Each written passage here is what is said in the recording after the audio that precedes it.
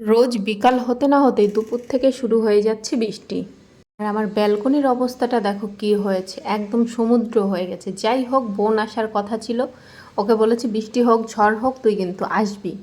তাই ও কিন্তু বৃষ্টিটা কমার পরেই চলে এসছে। আর দেখো আমার মা বাড়ি মনে হয় যত আম ছিল সব দিয়ে পাঠিয়েছে, ঘরে পটল ছিল সেটা দিয়েছে, আর এখানে দিয়েছে আমড়া আর লেবু। আর বোন এই যে দই ফুচকা নিয়ে এসছে, আর আমি সন্ধ্যাবেলায় করে নিলাম একটু চা।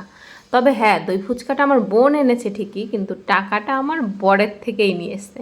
আমার বোন কিন্তু আবার এইসব দিকে ভীষণ কিপটে, খাবার নিয়ে আসবে সবসময়, কিন্তু জামাইবাবুর থেকে চেয়ে টাকা নিয়ে আসবে। আর পরদিন দুপুরবেলায় বোন করছে একটু আম মাখা। আমটা তো প্রায় শেষের দিকে, আর এখন আম এরকম লাল হয়ে গেছে কিন্তু টক আছে। তাই ও কয়েকটা বাড়ির থেকে কাঁচা কাঁচা দেখেই আম এনেছিল, সেটাই ছেলের আবদারে মাখা করলো। এটা হয়তো এবছরের শেষ আম মাখা, কারণ এবছর আর কাঁচা আম কিন্তু পাওয়া যাবে না।